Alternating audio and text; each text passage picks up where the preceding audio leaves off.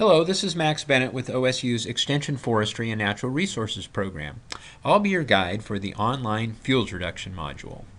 The topic of fuels reduction is directly relevant to CFA volunteers with forest or other wooded acreage, as well as those with chaparral or rangeland vegetation. And since fuels reduction is a key aspect of creating fire-adapted communities, it's an important practice for all CFA volunteers to understand, even if they don't have wildland vegetation on their properties. After completing this module, you should understand and be able to describe the objectives of fuels reduction, the principles of fire-resistant forests and woodlands, typical fuels reduction methods for woodlands, chaparral, and rangelands, priority locations for fuels reduction, and some ideas for integrating fuels reduction with other objectives, such as wildlife habitat. Here we are talking mainly about wildland fuels reduction, that is, reducing fuels in the area beyond the home ignition zone. It's important to understand the objectives of fuels reduction. A key objective is to reduce the rate and spread of wildfire and the intensity of that fire.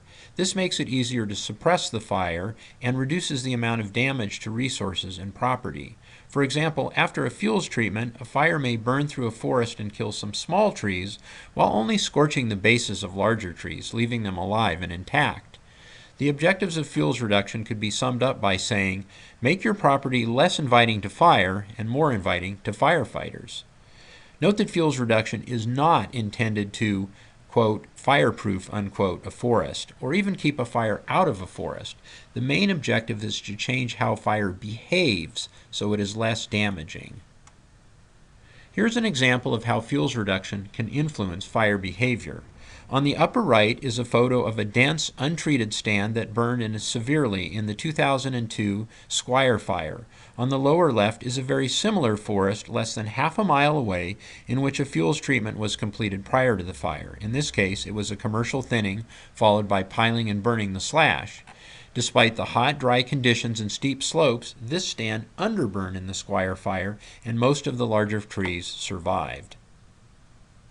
So how do you create a forest or woodland that is resistant to wildfire? That is, the forest or woodland can experience a fire without being destroyed or significantly damaged.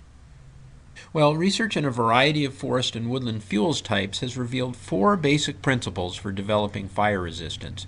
They are reduce surface fuels, that is, the small sticks and other fine fuels in the ground surface, reduce ladder fuels so that the live crown, the branches of the tree, are elevated higher above the ground surface, decrease crown density, that is, space out the tree crown so fire has a harder time spreading between them, and keep larger trees that are more likely to survive a fire.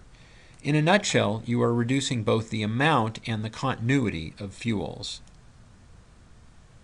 These photos show the same pine oak woodland area before, on the upper left, and after, on the lower right, a fuels reduction treatment.